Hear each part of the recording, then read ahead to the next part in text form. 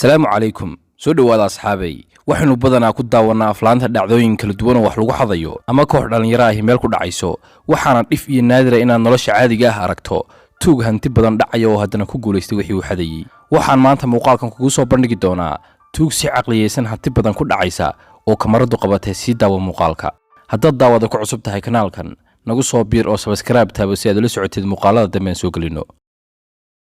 tuug $1 milyan ka xaday farmasi ama dhakhtar 31 December 2015 subax hore iyagoon dadkii soo wada toosin waxay labadan tuug gudaha u galeen farmasigan ku yaala gobolka Texas wadanka Mareykanka nimankan tuugtaha waxa la sheegay inay sahminayeen farmasigan muddo dheer inta kadib markay galeen waxay si toos ah u abaareen qasnadii lacagta ku jirtay inkastoo ay meherada ku xirnaayeen kamaradaha qarsooni haddana tuugtu waxay ku guuleysatay inaanay cidna ogaan labadii saacadood ay jabinayeen qasnadan waxaana u adeegsadeen jabidda qasnada qalab ay ugu soo talagaleen iyagoo 2 saacadood gudahood ku jabiyay qasnadii waxaana sida ku qaateen daawooyin qaali ah oo lagu qiyaasayo $1 milyan waxaana sheegeen dhakhaatiirtii daawooyinka qaaliga ah laga xaday inay ahayd amaliyad si heer sare ah loo soo mareegay ayna adag tahay in tuugtaas oo kale la qabto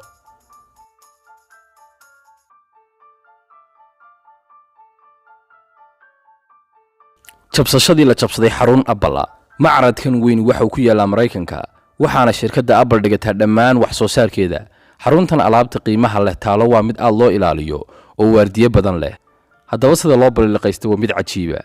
maalin hadcad ah waxa soo wararay 4 qof oo dhalinyaro ah sidaad ka aragtaan muuqaalka waxay 30 ilbiriqsi oo kaliya ku guuleysteen inay ku qaataan oo ku urursadaan qalabkii meesha yaalay intii ka gaarsiin karayeen dhammaan dadkii meesha joogayna way qalaleen waxaanay la yaabanayeen waxaan meesha ka socda waxaana lagu qiyaasay suuqeyn waxay dhalinyaradaasi meesha ka xadeen $307,000 inta kadib nasiib wanaag ama nasiib xumo waxaana lagu eedeeyay inay ahaayeen dhalinyaro marar badan isku dayay inay dhacaan istoorada shirkadda Apple leedahay ee ku yaala gobolka California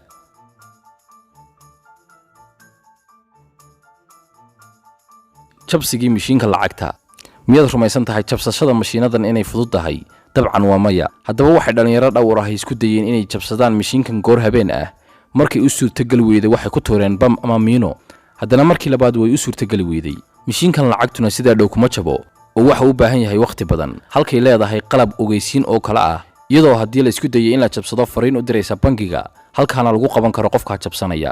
laakiin ugu dambeyntii raggii tuugtaha way isqaybiyeen iyagoo qaar dibadda istaagay si ay ugu eegaan dadka kuwa kalena gudaha u galay waxaanay kuwii gudaha ku jiray goor dambe jabiyeen mishiinkii lacagta iyadoon cidna ogaan sida awgeed mishiinadan lacagta badan lama dhigto iyadoo laga cabsi qabo in cid hunguri ka qabto lacagta badan ee meesha ku xareysan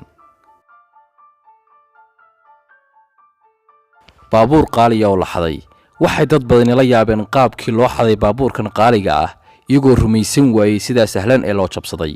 goor habeen ah mulkilihii baabuurkuna seexday waxay nimankan tuugtahay si cajiib ah ku kaxaysteen baabuurkan iyagoon furihiisii haysan kamarada qarsoonna ilaalinayso sidoo kalena baabuurku leeyahay qalab qayliye marka la taabto ama anti-thief haddaba aynu sharaxaad dheeraada ka bixino sidii nimankan u jabsadeen baabuurka ugu horreyntii waxa uu mid ka mid ah damiyey kamaradii qarsoonada ee duubaysay si aan loo arag markay jabsanayaan waxaana u suurtooday tuugtan inay daqiiqad gudaheed ku jabsadaan baabuurka siday u jabsadeenna waxay ahayd in gaadhi kastaaba leeyahay fure amniya waxaana ku filan taabasho kaliya si aad u xidhid ama u filtid gaadhiga waxaanay tuugtani adeegsadeen qalabkaas iyagoo sidaa ku jabsaday gaadhigii waxaana mulkilihii baabuurka muuqaalkan ay kamarada qarsoon ka dubtay soo dhigay baraha bulshada waxaanay dadkii la yaabeen qaabka fudud ay tuugtaasi u jabsadeen gaadhiga qaaliga ah